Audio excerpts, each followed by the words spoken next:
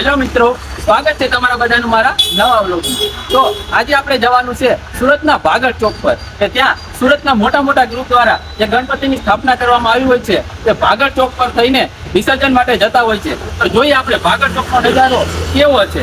અને હા, તમારે પણ જો ભાગળ ચોકનો નજારો જોવો હોય તો વિડીયોના અંત સુધી બન્યા રહે। તો હવે આપણે ભાગળ ચોક જવા માટે નીકળી ગયા છે।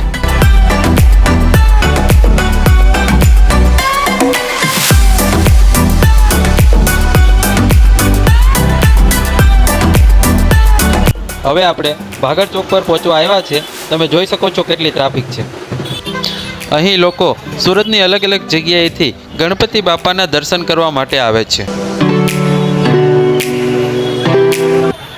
તો ફાઇનલી આપણે ભાગળ ચોક પર પહોંચી ગયા છે। તમે જોઈ શકો છો અહીંયા કેટલી ભીડ જામી છે। તો ચાલો આનંદ માણીએ આ ગણપતિ વિસર્જનના મહોત્સવનો।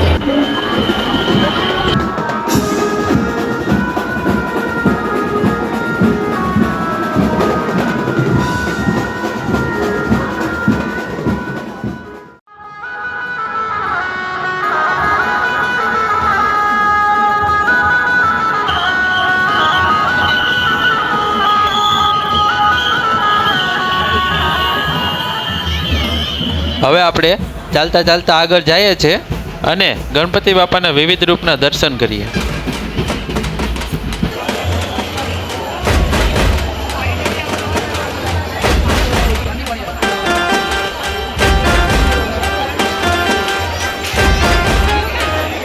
આપ જોઈ શકો છો કે ગણપતિ બાપાની કેટલી ભવ્ય અને સુંદર પ્રતિમાઓ છે।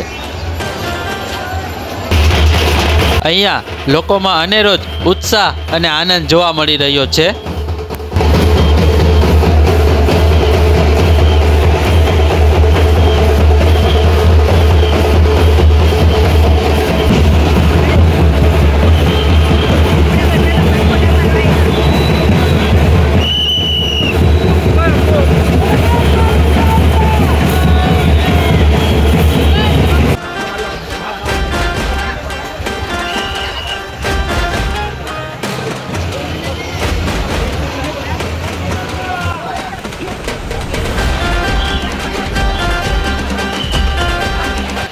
તો મિત્રો, આ છે પ્રભુ શ્રી રામના રૂપમાં આપણા ગણપતિ બાપા।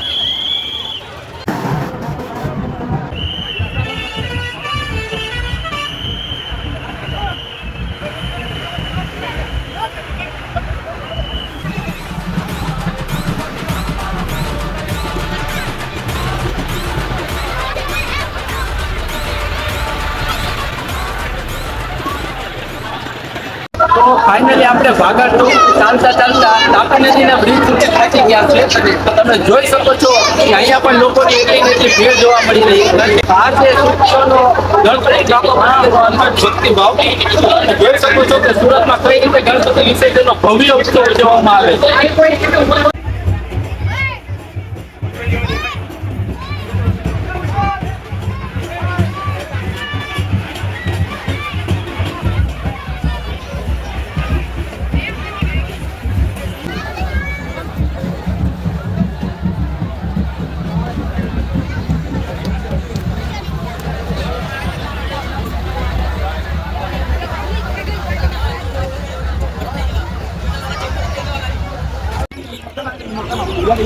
તો આ છે મિત્રો તાપી નદી।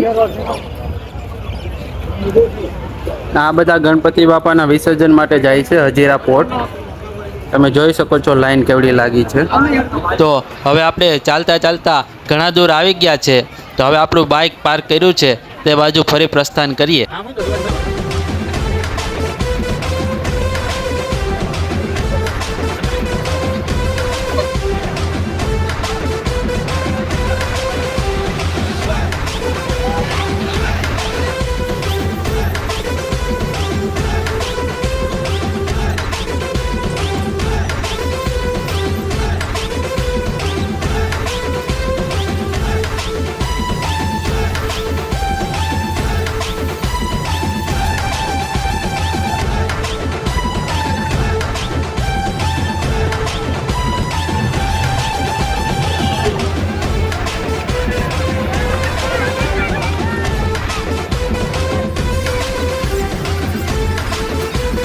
તો હવે આ સુરતની ભાગળની ગલીઓમાં ચાલી ચાલીને આપણે થાકી ગયા છે.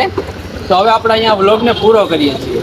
અને હા, સુરતના ભાગળ ચોકનો ગણપતિ વિસર્જનનો મહોત્સવ તમને કેવો લાગ્યો એ કમેન્ટ કરીને જરૂરથી બતાવજો. અને હા, લાઈક અને શેર કરવાનું ભૂલતા નહીં હો. ગણપતિ બાપ્પા